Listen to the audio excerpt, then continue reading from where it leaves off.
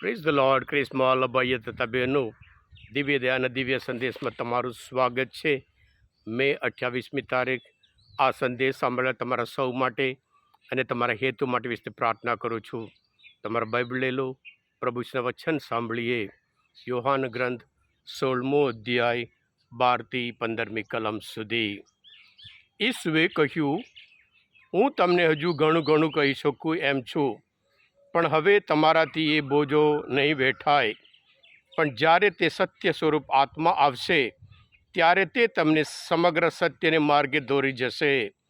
કારણ તે પોતા તરફથી નહીં બોલે, પણ પોતે જે સાંભળતો હશે તે તમને સંભળાવશે, અને આગામી વસ્તુઓની તે તમને જાણ કરશે.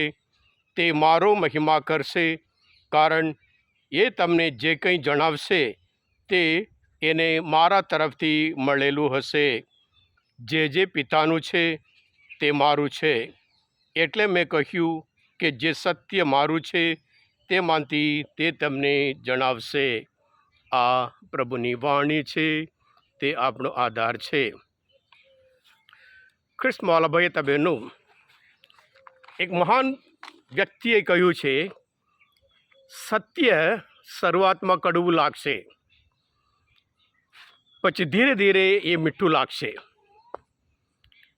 જૂઠું શરૂઆતમાં બહુ મીઠું લાગશે, ધીરે ધીરે સમય થયા પછી ખબર પડશે એ ખરેખર કડવું છે. ખ્રિસ્તમાં ભાઈ બહેનો, પ્રભુ ઈસુ જે હેતુ માટે આવ્યા એ પૂર્ણ થઈ ગયું હતું, અને હવે એ ફરી સ્વર્ગ આરોહણ માટે તૈયાર થઈ જાય છે. જે હેતુમાં આવ્યા એ પૂર્ણ થઈ ગયું હતું, અને સાથે સાથે જે વ્યક્તિઓને પસંદ કર્યા એમનું જે કાર્ય ચાલુ રાખ, મુખ્યના કાર્ય, અને એમને યોગ્ય રીતે તૈયાર કરે છે. સ્ટેપ બાય સ્ટેપ એમને તૈયાર કરે છે.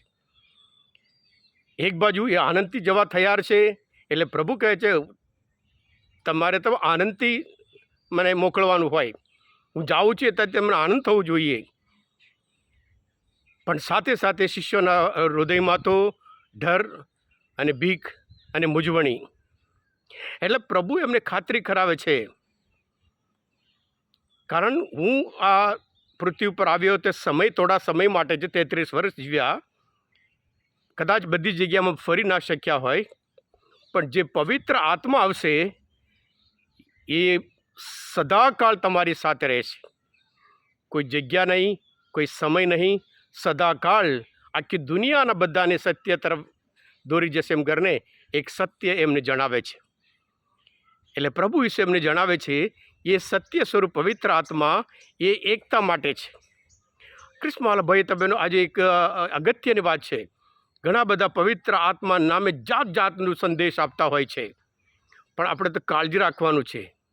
એમાં સાચું શું છે એ પણ આપણે જાણવાનું છે. ખાસ કરીને આપણે બાઇબલ સારી રીતે વાંચીએ પણ ખબર પડશે.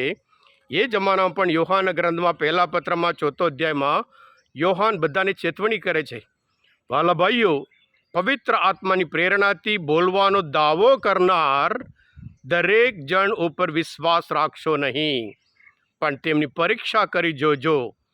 તેઓને પ્રેરણા આપનાર આત્મા ઈશ્વર તરફથી આવે છે કે કેમ. કારણ ઘણા જુઠ્ઠા પૈગંબરો દુનિયામાં નીકળી પડશે એમ કરીને ત્યારથી સંત યોહાન લોકોને ચેતવણી આપતા હતા. આજે પવિત્ર આત્મા નામે જાત જાતના ગ્રુપ હોય, એ નવાઈ લાગે. જે લોકો ખરેખર પવિત્ર આત્મા એમને મોકલ્યા કે માત્ર પોતાના જીવન ચલાવવા માટે કરતા હોય છે. સંત પૌલ પણ યોહાન રોમના ધર્મસભા 16મો અધ્યાયમાં 16મી કલમમાં કહે છે કે આ બધા આવશે એ સત્ય નહીં, એ પોતાના પેટ પૂર્ણ કરવા માટે એ ફરતા હોય છે. જરૂર વાંચો ભાઈઓ, મારી તમને આગ્રહભરી વિનંતી છે, તમે જે ધર્મ શિક્ષણ પામ્યા છો તેની વિરુદ્ધ જઈને જેવો ફૂટપાથ પડાવે છે, તમારા માર્ગમાં વિઘ્ન ઊભા કરે છે, તેમનાથી ચેતતા રહેજો. તેમનો ફળછાયા ના લેશો, કારણ એવા લોકો તો આપણા પ્રભુ ઈસુ ખ્રિસ્તની સેવા નથી કરતા, પણ પોતાના પેટની પૂજા કરે છે, અને મીઠી મીઠી વાતો ખુશામતથી ભોળા લોકોને મનને ભોળવે છે.